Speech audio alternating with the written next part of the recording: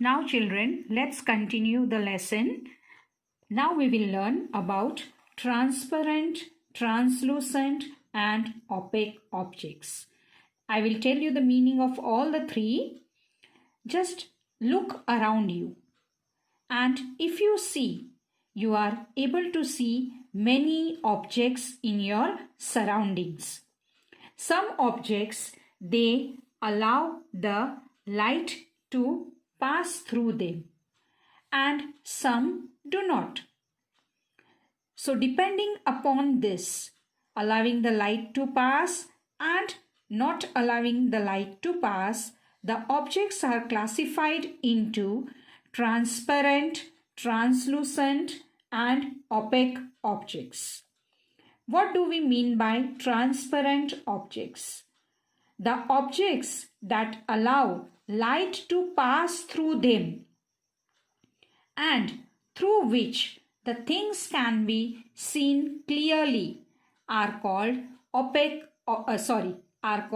transparent objects.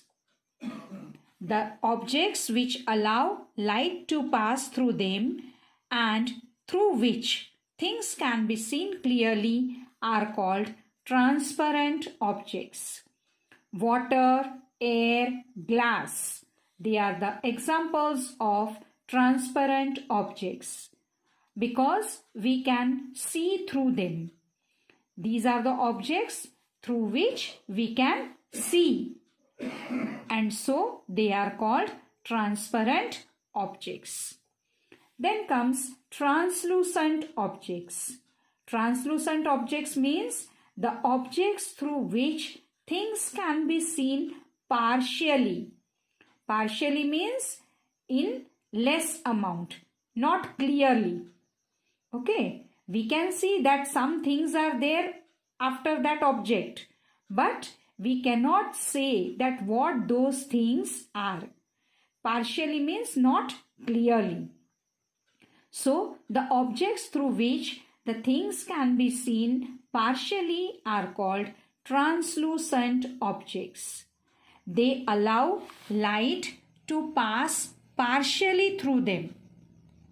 Example is frosted glass. Frosted glass, mist. Mist means fog, clouds, oil paper and dirty water. Instead of oil paper, you can see butter paper also. Through butter paper also, if you see, you will be able to see that something is there on the next side, but not clearly that what is that thing. So the objects which allow the light to pass or which allow us to see the other things partially are called translucent objects. Examples are frosted glass, mist, clouds, oil paper or butter paper, dirty water. Then comes the opaque objects. Now, the objects that do not allow light to pass through them. The objects which do not allow light to pass through them are called opaque objects. We cannot see through them. We cannot see through them because they don't allow light to pass. Examples are table, chair, books, pencils, coffee mug, etc. Now here let's do is there. This we will be doing in the MS Teams. Now comes uses of transparent, translucent and opaque objects. Glass which is transparent is used in window panes, in putting in the windows to allow sunlight to come. Then measuring devices like measuring cylinder, beakers, thermometer, they are also made using this transparent glass. Then frosted glass. At some places we use in the window panes frosted glass to allow partial light to come. And curtain and wooden or steel doors are used to block the light to enter from outside. So these are the uses of the transparent, translucent and opaque objects. Now next topic in your book is formation of shadow. Now first of all, what do we mean by shadow? Shadow is a dark shape. In Hindi we call it as parchai. So shadow is a dark shape which is formed on the opposite side of the object. Which is formed on the opposite side of the object. For a clear shadow, we need source of light. Then an object that blocks the light and a wall or a screen on opposite side. A wall or a screen on opposite side. See, here in this picture, this is the object which is blocking light. This is the shadow. Okay, now light is coming from which side? This side? No, it is coming from this side. Light is coming from this side and it is blocked by this boy. And so a shadow is formed on this side. Same way this tree. The tree is here, but its shadow is this side. So the source of light is this side. So shadow is always formed on the opposite side of the source of light. If the source of light is here, the shadow will be formed on the other side.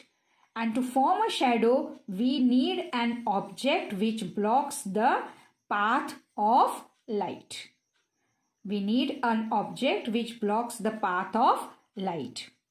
Now, what is the feature of a shadow? A shadow is always black or dark grey in color.